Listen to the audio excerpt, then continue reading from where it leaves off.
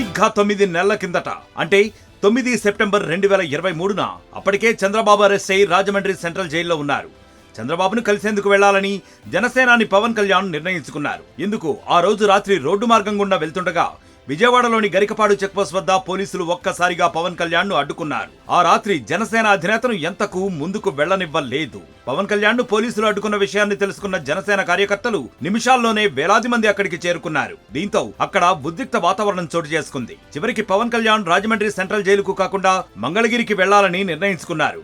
అయితే పోలీసులు అటువైపు కూడా వెళ్లనివ్వకుండా అడ్డుకున్నారు. దీంతో ఆయనకు కోపం చిర్రెత్తుకొచ్చింది. పోలీసుల తీరుకు నిరసనగా పవన్ కళ్యాణ్ రోడ్డుపై అడ్డంగా పడుకుని నిరసన తెలిపారు.